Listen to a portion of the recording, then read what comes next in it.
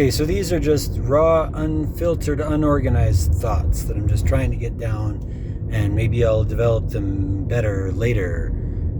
But I'm just spitting them out right now, so this is going to be a mess.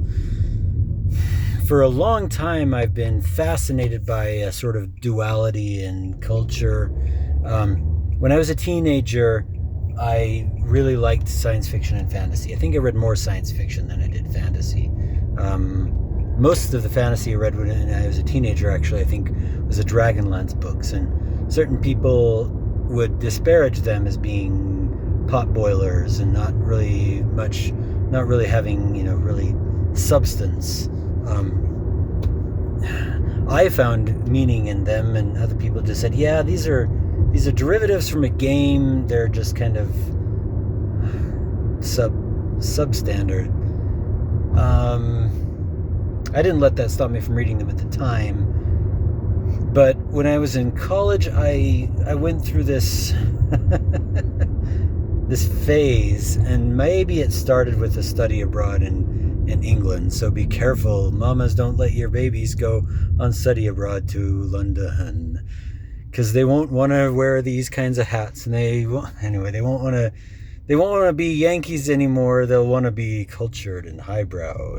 You've gone over there and you see the castle ruins and everything, and then you are not so proud of being kind of the shoot from the hip, rough and ready, sharp, bold, new, exploratory kind of chaotic. Did I already say rough and ready? Fast forward to recently, like so many, I've been aware of the messages that have been coming in from Europeans visiting the USA, and during our 250th anniversary, I felt an immense renewal of gratitude and, yes, pride to be a citizen of the USA and to be culturally American. And part of it has been hearing the stories of Europeans coming over here and being bowled over by things like, well, let's just talk about ranch dressing, okay? And ranch dressing, I've been thinking about this as a kind of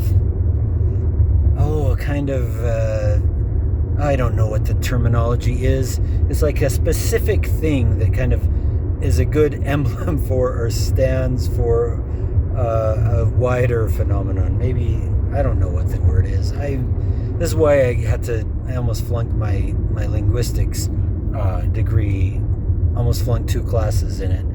I had to take them again because I'm crap at remembering hoity-toity Greco-Roman derived professional jargon.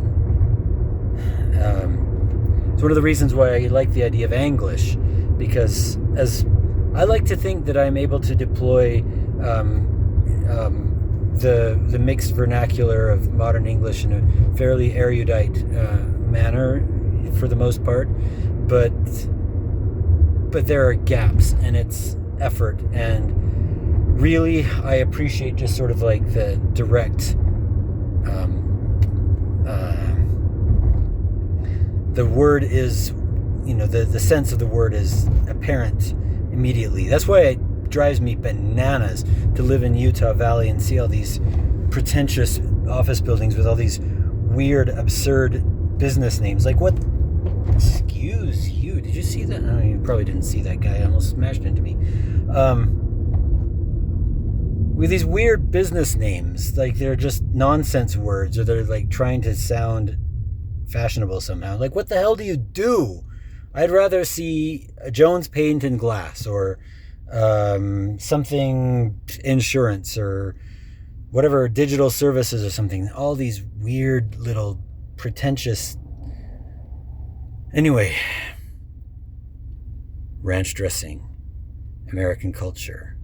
It's been 20 years or so since I've been kind of fascinated by lowbrow American culture. I think it was actually what really set me off on this was reading The Outsiders for the first time about 20 years ago, and it's a fascinating look into this duality, this class conflict, 20th century American class conflict. I just finished watching what is the guy's name? The documentary Schlock about it was a 2001 documentary. Man, I'm biased. I grew up in the 90s, and I watched a couple of other documentaries about exploitation movies and the history thereof, and they were more recently made. But that 2001 documentary, that was good stuff. Just what a documentary should be, in my biased opinion. But for a long time, I've been fascinated by bad movies or pulp fiction. Just kind of sort of the rough and ready, lowbrow cultural products, and the tension between what's supposed to be like high-minded, artistic, cultured stuff, and like the chewing gum, eating ranch dressing, just kind of bopping attitude. I don't know, is this Apollo and Dionysus? What's a way that you could map this duality out? I don't know.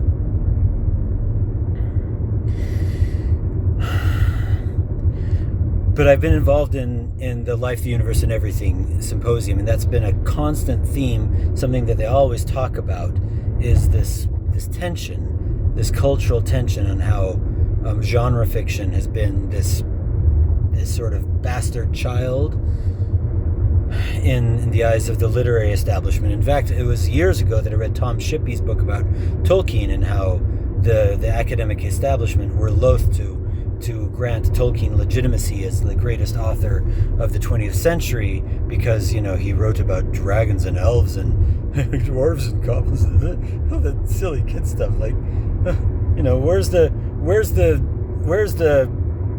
I'm going to bust out with some kind of just terrible caricaturization here, but where's the Marxist analysis? Where's the deconstruction? Where's the cigarette smoking, beret wearing, coffee sipping, turtleneck and glasses? Okay, well, the thing about turtleneck and glasses is that's an expression of some kind of rough, ready American rocking kind of, I guess beatnik culture isn't necessarily the rock and roll sort of culture. Things get all blended up, right? This is the USA. Things get all blended up. I am on such an incoherent ramble right now, but I'm going to just keep on trying to make something useful or something coherent about all of this. Sword and sorcery, right? So, my buddy Liam is the man to ask about this. He knows, he's a lot better read than I am, but on his recommendation, I read the Brian Murphy History of Sword and Sorcery. And it's a particularly, maybe a peculiarly, it's a markedly American attitude in its origin. It's frontier fiction. It's kind of individualistic, open opportunity sort of fiction, and that's a very American thing.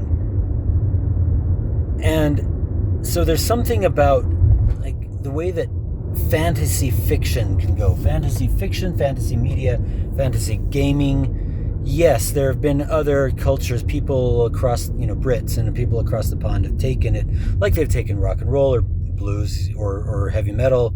Well, I guess heavy metal wasn't. Okay, we can open up that debate later on.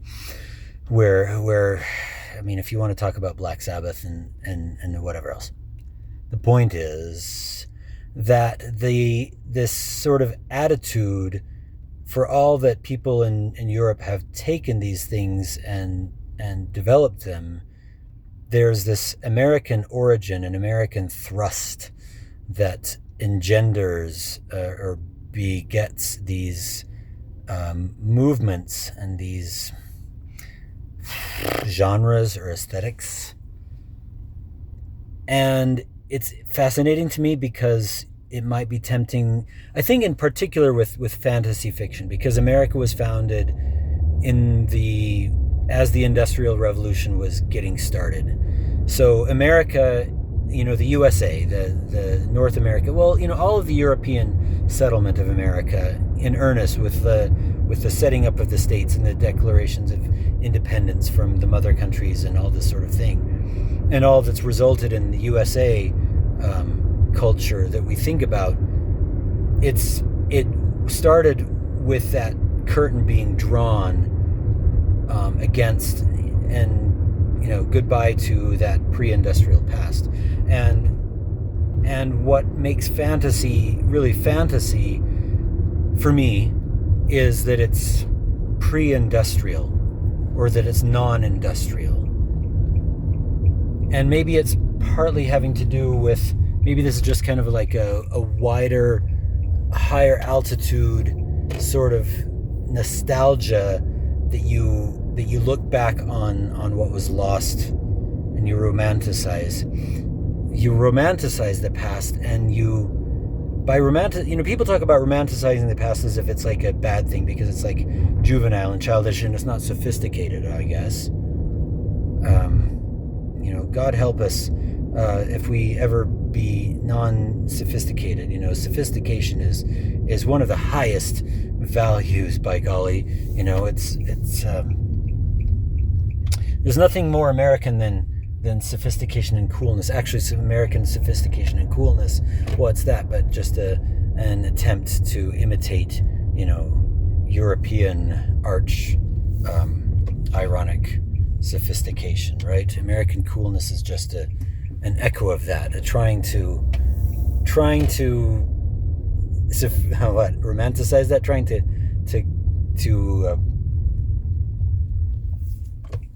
play that, to cosplay that, to act that out, to grab onto that. As American fantasy is also a wish to reach back and take on this these images and this sort of sense, the romance, the wonder, the enchantment of life before the machine. And so what fascinates me about American fantasy is that it's not American fantasy. It's not, I know Robert E. Howard based, drew on his own life experience as a Texan to write his Conan stories, for example. But they weren't stories about Davy Crockett or, somebody with a flintlock in the USA. They were stories about a guy with a sword battling actual, sorcerers in some mythical, far distant past. So the American attitude of kind of this bold, exploratory, kind of cheap and cheerful, rough and ready, snappy, where the heck am I? There was a detour. There's road construction, and I have got myself lost. So we'll see if I get myself pulled out of this and get to where I'm trying to go. This American attitude, how it manifests itself when it steps into, when it condescends, godlike, to incarnate, as it were, in the world of an imagined distant past or pre-industrial past with swords and things that are more organic and immediate, and the human contribution of your brawn, your arm, your wits. Those really count for a lot more because there's all this stuff that the machine is not doing for you. That fascinates me. I think I've drawn a connection as to one of the reasons why I appreciate that so much. So it's not immediately recognizable as American because it's not set in the particular historicity of the USA as it developed in the 19th and 20th centuries, but it's this attitude that expresses itself in this other setting, in this other world. And so one of the things that I've also thought about is that I get impatient with or wearied. So the church is less than 200 years old, right? And so our history as a restored church is really shallow. And so when we think about when we try to think in terms of history or tradition, we tend to think back really, really recently. So what's we've got kind of this pioneer mythology, right? I was at a Pioneer Day celebration at a local care center, and I was really pleased because we were singing the old primary pioneer songs that are cheerful and optimistic. I know pioneer children sang as they walked. I know the ox cart is slow and in a minor key. How the heck am I going to get to this place? All this is blocked up. Anyway, but the pioneer children were happy, that they did all this and they had fun and crossing the plains was not all the Willie and Martin handcart companies. That's something about the mythologizing and romanticizing. Okay, yeah, maybe the emphasizing the ill-fated handcart companies as like the pioneer myth was like a backlash against romanticizing the pioneer experience as being all fun.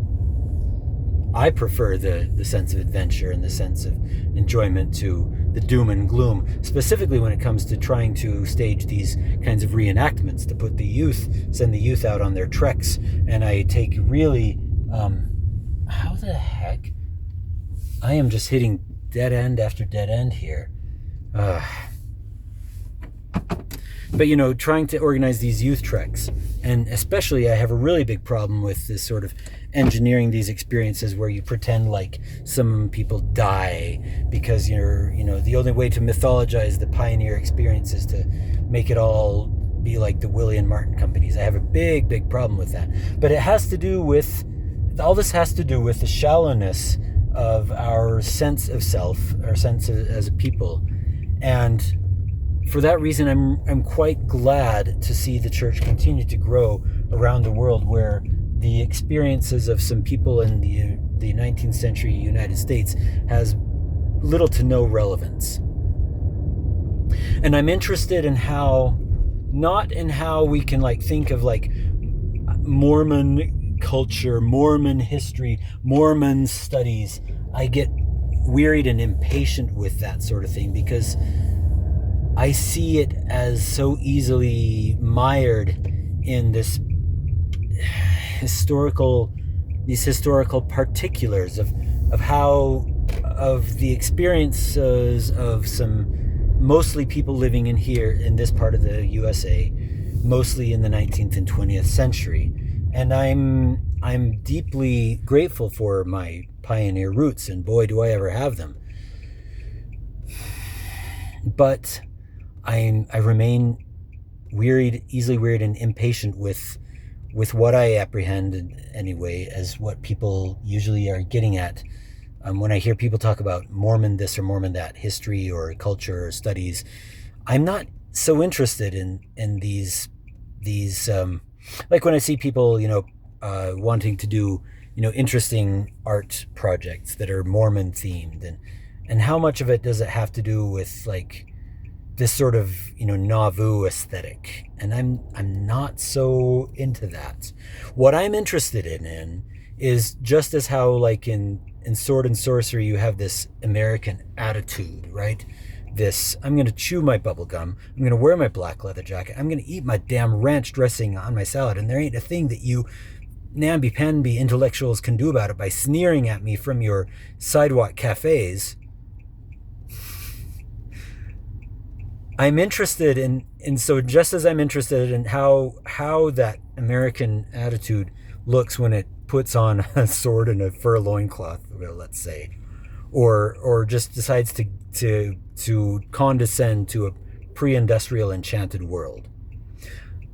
I'm interested in a similar way as to what the spirit of the restoration, not Mormon culture, but what the spirit of the restoration and all its promise and all of everything does when it steps out and it breaks out of the Puritan shell, and it decides to condescend or incarnate in different worlds than the particular